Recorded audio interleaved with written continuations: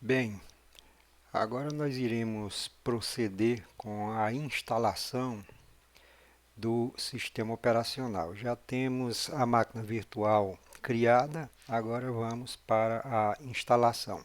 Bom, aqui inicialmente o que a gente precisa é colocar o disco virtual na máquina, tá? O disco de instalação seria o equivalente a um CD de instalação. Só que nesse caso é um disco representado pelo arquivo do tipo ISO com o sistema operacional. Tá? Então, vou aqui em armazenamento e aqui o meu CD, como vocês podem perceber, está vazio.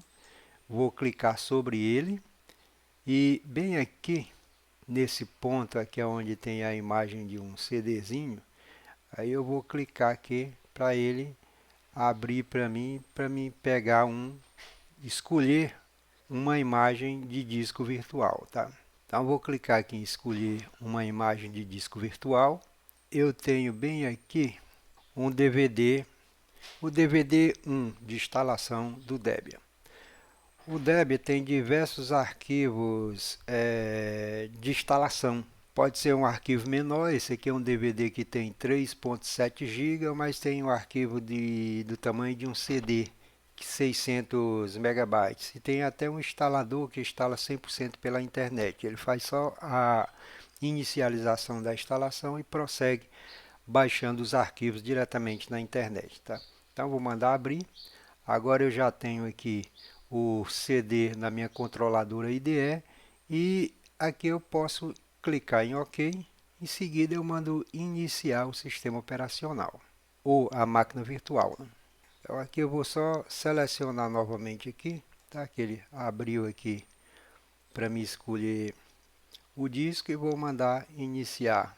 Então nessa primeira tela aqui a gente tem o tipo de instalação que você pode trabalhar. Tá? Pode ser uma instalação gráfica, pode ser uma instalação em modo texto e tem mais outras opções aqui avançadas, né? Como restaurar, instalação expert em modo gráfico, modo de recuperação em modo gráfico e enfim, todas essas opções aí estão disponível para que seja utilizado. Né? Tem, por exemplo, gráfica automática, né? Instalação gráfica automática, que ele vai, basicamente, ele não vai perguntar nada, ele só vai seguir em frente, só vai solicitar para você digitar uma senha do usuário root. O usuário root é o usuário administrador e criar uma conta de usuário comum para você utilizar o sistema. Eu vou voltar aqui e vou utilizar essa instalação. Aqui tanto faz a modo gráfico como a modo install, modo texto. A única diferença que vai haver entre uma e a outra é que a instalação gráfica tem suporte para o mouse e a textual ela não vai ter a opção de você utilizar o mouse. Vou utilizar essa primeira bem aqui. O VirtualBox ele fica emitindo aqui algumas informações, que isso é bom para quem não está acostumado ainda a utilizar o VirtualBox. Você tem aqui algumas informações através desses banners. Se você quiser fechar ele unicamente essa vez, então você pode clicar aqui em fechar e ele desaparece. Se você quiser fechar definitivamente, clica nesse outro aqui que ele não vai mais abrir. Né?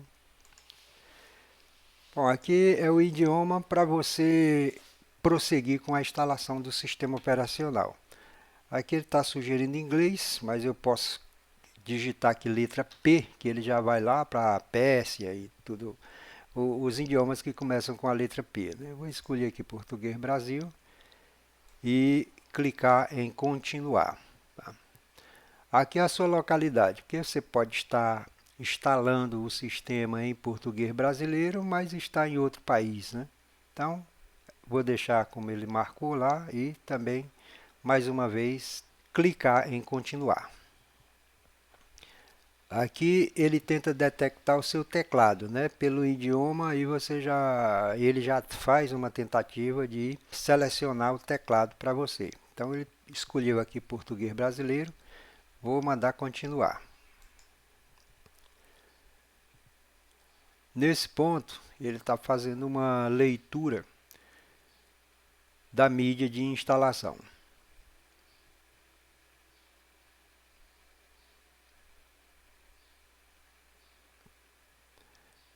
Configurando a rede, ele pode pegar essa rede via DHCP. DHCP é um serviço de distribuição de identificação das máquinas dentro da rede. Então aqui ele pede um nome para a máquina, que eu vou colocar aqui Debian Core.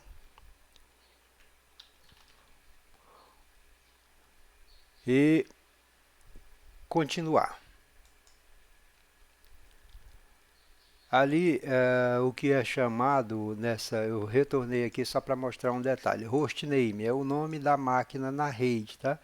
Dentro de um ambiente de rede, é necessário que cada computador tenha uma identificação, um nome único, viu? Você não pode ter na mesma rede dois computadores, ou não importa se seja computador, qualquer equipamento que esteja conectado à rede, ele precisa ter um nome único, tá?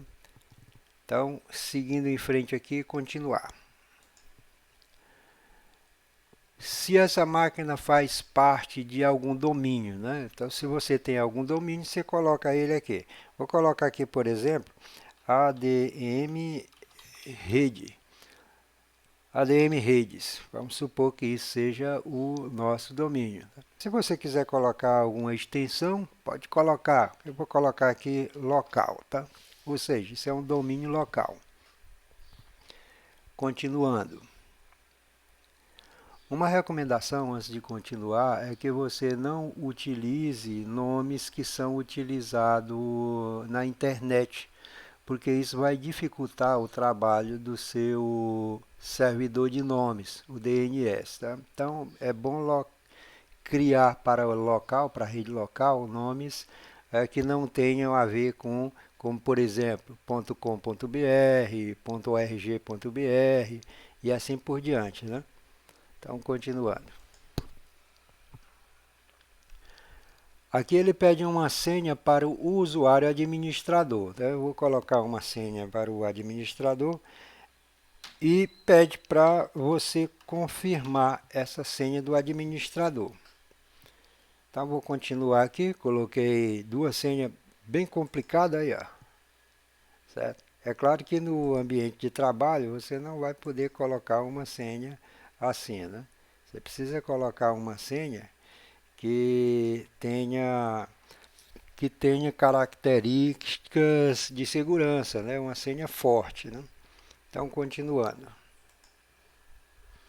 Nome para o usuário. Vou colocar aqui o nome do usuário, vou colocar aluno Senac. Aqui poderia colocar aqui, nome do usuário, Francisco Maciel, nome do usuário, o nome que você, o seu nome, o próprio nome do aluno, tá?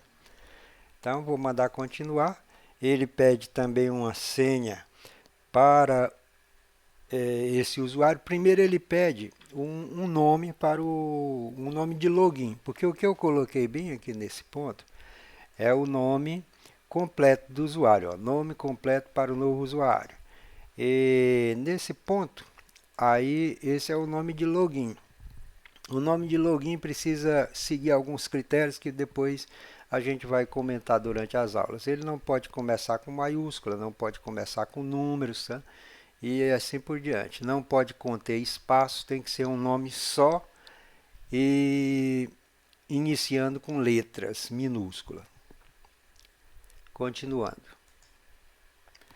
Uma senha. Vou colocar aquela mesma que eu utilizei lá para o administrador. Outra coisa que não pode ser feita dentro do ambiente de trabalho, viu? Que aí você vai comprometer a segurança do seu ambiente de redes.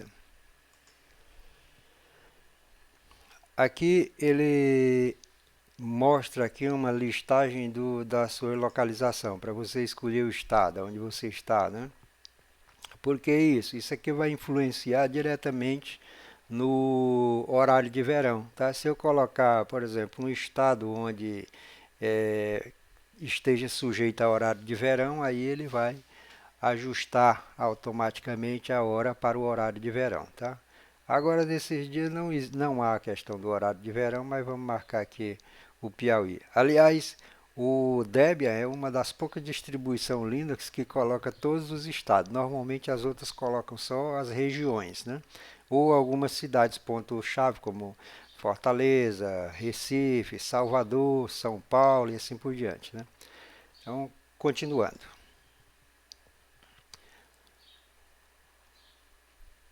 Essa parte é onde ele reconhece o disco que você criou e aí você vai poder, se você tivesse mais de um disco, esse ponto é crucial se você estivesse fazendo uma instalação no computador físico, né? E já tivesse um sistema instalado, né? O que a turma chama de dual boot, né?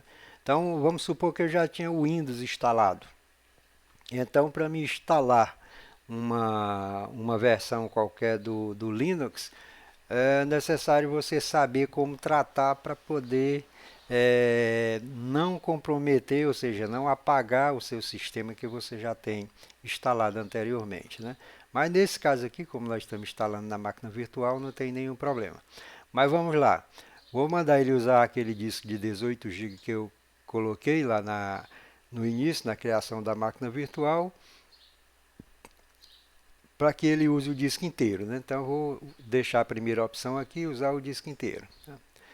Aqui ele detectou o nome do disco, tá? Lá eu coloquei 19, ele está lendo aqui, aliás, 18 aqui, 19.3. É porque lá na máquina virtual ele considera 1000, eh, 1000 megabytes, né? Para cada giga, né? E aqui nesse caso ele considera os 1024, ok? Então essa diferença que aparece aqui é justamente essa, a questão de uma leitura redonda e uma leitura exata, né, com 1024 megabytes. Aqui eu vou escolher para ele fazer uma instalação tipo que ele chama para iniciante, né? Eu poderia colocar pastas separadas para finalidades separadas, como a partição home separada. A partição home é a partição dos usuários, ou seja, o sistema de pasta onde tem os arquivos dos usuários, né? Então, mas vou deixar tudo no mesmo ambiente, tá? Aqui ele está me mostrando o esquema de particionamento que ele vai fazer, né? Aqui ele ainda não fez nada, ele está só mostrando o que será feito, né? Então criou uma partição primária de 18,3 GB, que ele chamou, e aqui esse F significa que ele vai formatar, e o tipo de sistema de arquivo é XT4. E isso aqui é o que a gente chama de raiz. A barra é a raiz do sistema. Equivale ao disco C no Windows, tá? Então aqui é equivalente ao disco C. Nos sistemas Unix não existe a figura das letras representando as unidades de disco, tá? São pastas que são montadas onde acontece a montagem do sistema de arquivo, tá? E criou um arquivo de troca, swap, né? Depois também a gente vai explicar mais detalhadamente o que é um swap, né? Mas seria uma área de troca é, para apoio ao sistema operacional, tá? Então, continuando. Sim, aí ele já marcou aqui finalizar o particionamento, tá? Aqui é o ponto crucial, por exemplo, se você estiver instalando juntamente com outro sistema operacional, aqui é você marcar sim e se tiver alguma coisa errada já vai detonar o seu outro sistema operacional. Como aqui é só máquina virtual, não precisa preocupação, só seguir em frente.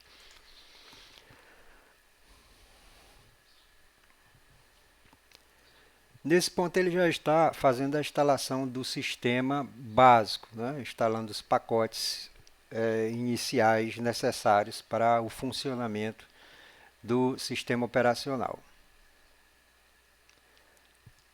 Alguns pacotes ele já vai instalar diretamente da imagem de instalação, né, o disco de instalação, e o que tiver atualização nos servidores de pacotes da distribuição, ele vai buscar e já atualiza logo, desde que você esteja conectado à internet, tá?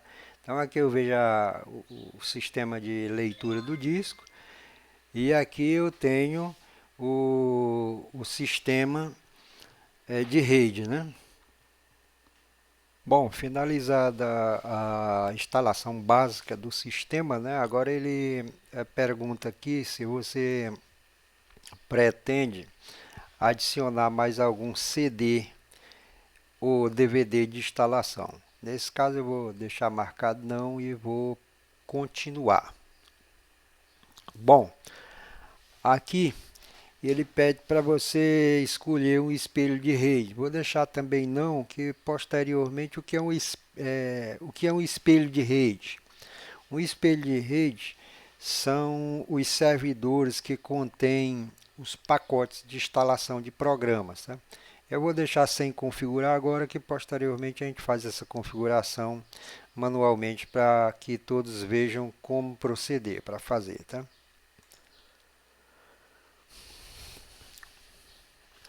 Configurando a parte inicial da instalação.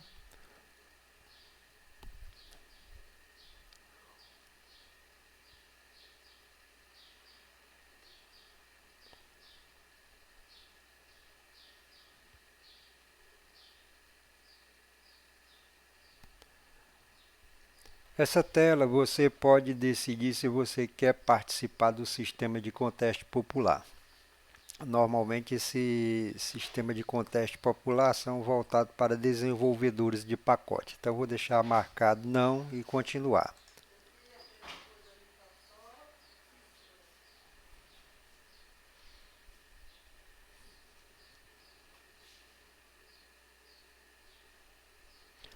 Aqui você pode escolher nessa tela quais pacotes ou conjuntos de pacote você deseja instalar. Se você deseja instalar o ambiente gráfico, aí você deixa marcadinho aqui, tá?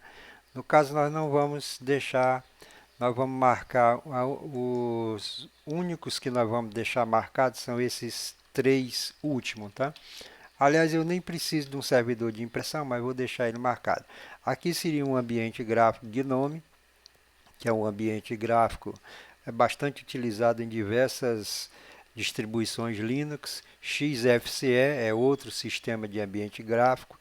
O KDE, que é justamente esse que eu estou usando na minha máquina física, que é o KDE, e dentre outros, né? Mas eu vou deixar só o servidor de impressão, o servidor SSH, que é um servidor de acesso remoto, para que a gente possa acessar o sistema durante o uso através de um shell, de um sistema de acesso remoto. Tá? O SSH é de Security Shell Host.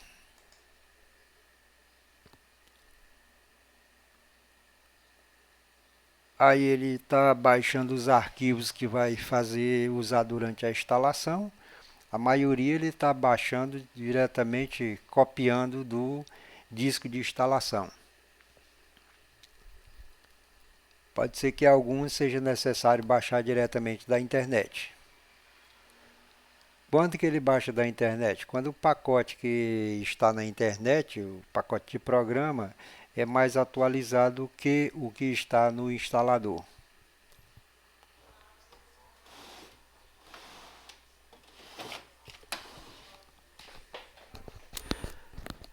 Agora, já na fase final da instalação, a gente precisa instalar o inicializador do sistema, né, que é o GRUB. Então, nesse ponto aqui, você deixa marcada a opção sim e manda continuar. Explicando, se você marcar não, o sistema não vai conseguir iniciar e teria que reinstalar o GRUB, pelo menos. Tá? Então, vamos deixar marcado sim e clicar em continuar. E aqui ele pergunta qual o local que você deseja instalar. Então vai ser no disco que nós utilizamos para instalação, né? Como só tem um disco na máquina virtual, a opção única é essa, tá?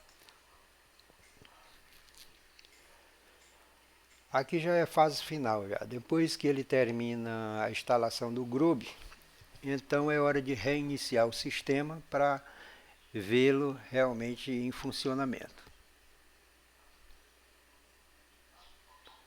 Pronto, instalação encerrada, né? Ou seja, completa.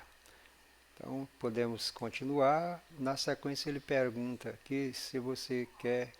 Aliás, ele já faz o reboot automaticamente. Então já vemos aqui a tela inicial do sistema operacional. Nos próximos vídeos a gente explica mais o acesso inicial e tudo mais relacionado ao uso do sistema operacional Linux.